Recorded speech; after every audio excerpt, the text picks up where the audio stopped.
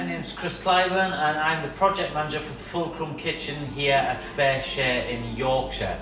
This week we've been getting involved helping out in the healthy holiday programmes by providing lunchtime meal grab bags for some of our amazing communities and charity organisations out there.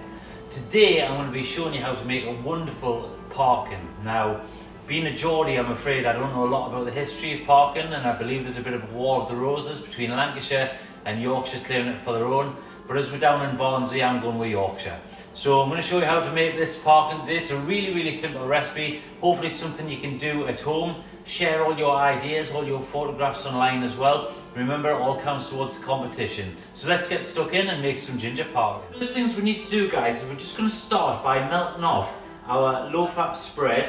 We've also got in there some golden syrup, and then I'm just going to pour some milk in as well. And we basically just want to mix all that together, nice and gentle heat, and then basically what we'll do with that is we'll add that to our dry ingredients. Couldn't be simpler. Right guys, so in here, as you can see, we've got our oats, we've got our sugar, we've also got our self-raising flour as well, and into there we're just going to add this. Now this is wonderful ground ginger, really nice.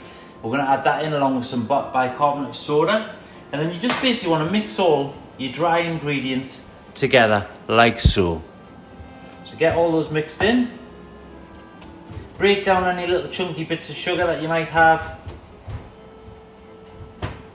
And then we can start to add in our syrup mixture. Now a little alternative for this as well, guys, if you wanted, instead of putting in ground ginger, you could maybe try cinnamon and mix it up a bit. The purists would get a little bit upset, so obviously it's meant to have ground ginger in there, but why not? Let's go a bit adventurous. You could use pinhead oatmeal, so it's not as sort of rough and textured like that. So give that a go as well. And if you want it to be really cheeky, I guess you could put some little choc chips in there as well. Okay, so that's all mixed in. Well, there you can see. So at this stage now, we're just going to pour in our syrup mixture. Look at that.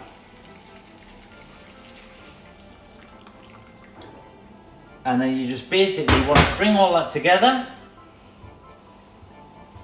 very carefully so you don't spill any of the hot mixture on you. And then once that's mixed together, we're just going to beat in the egg as well, mix it all together, and then it just needs to be poured into our baking tin. So you can see now, guys, that's all coming together. You've given a good mix up. We can just add in our egg now as well, so we'll add that.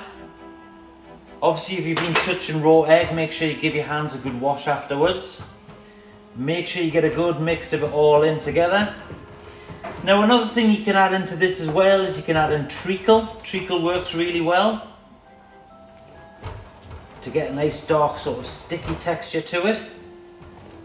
There we go. So that's all beat in now, and that's just ready to pour into our tin, and then basically pop that in the oven. Little tip for you in the kitchen, this is something that I've always done in my sort of chefing days. We have a little bowl on the side, and any sort of pots and stuff you've been using, or knives, forks, etc., just pop them in there, they're out of the way. That way your work surfaces are always kept clean. It's a lot easier to work that way, you don't get as stressed as well. Have a little smell. Oh yeah, smells good. Smell the ginger, really nice. And then we'll just pour it into our dish, like so. Get it all scraped down. Now I've basically just put a little bit of spread into the tin, and then I've put some greaseproof paper on the outside of that.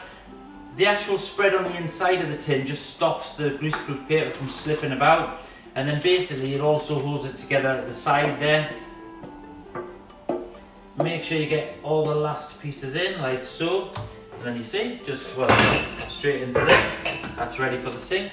And then we can just sort of spread it out now as well. Like that.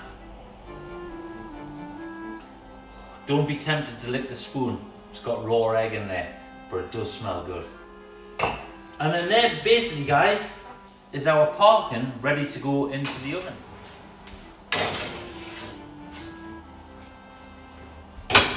It's gonna be good. Come on.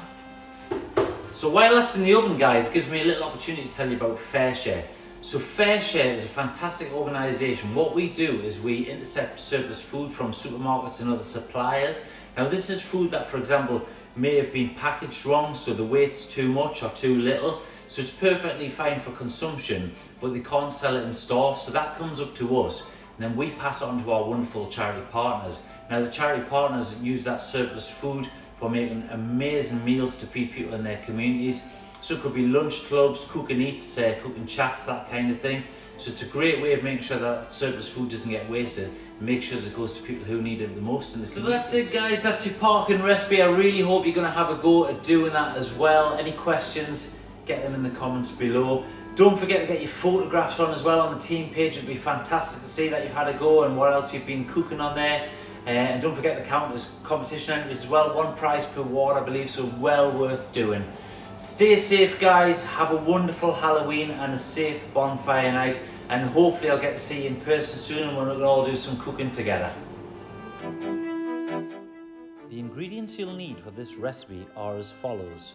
225 grams of self-raising flour, 225 grams of oatmeal, 75 grams of soft dark brown sugar, 2 teaspoons of ground ginger, half a teaspoon of bicarbonate of soda, 200 grams of golden syrup, 110 grams of unsaturated fat spread, 200 ml of semi-skimmed milk, and 1 large egg.